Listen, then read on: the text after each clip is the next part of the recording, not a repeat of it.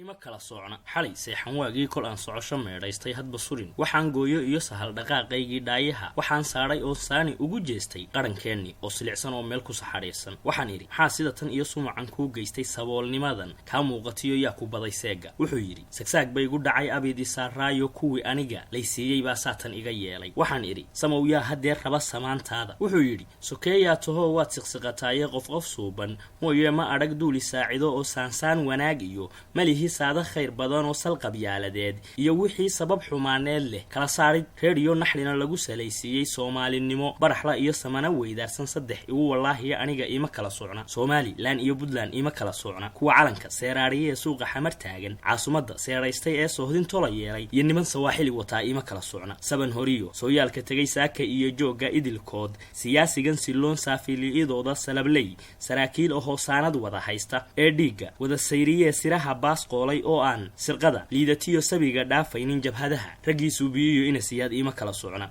sumcad laawayaal danosokiyo madaxnimo saahay sun qabiil sareeyo ku raba saajac talinaya siilaanyo gaas iyo sakiin ima kala socna araga dadnimo lagu suntaa laguna saantaaye aqoon sare midkoodii sitee beel u salawaaya iyo soofshe geel oo sababan ima kala socna silsiladaha maansada ragii erayga saafsaafay ee gabayo soofayn ah iyo salowga yeersiiyey qamaan saahid cali iyo salaan ima kala socna sangub iyo hadraawiyo siciid ima kala socna safka ina suldaan kaan ahayn iyo dadkuba ima kala socna idris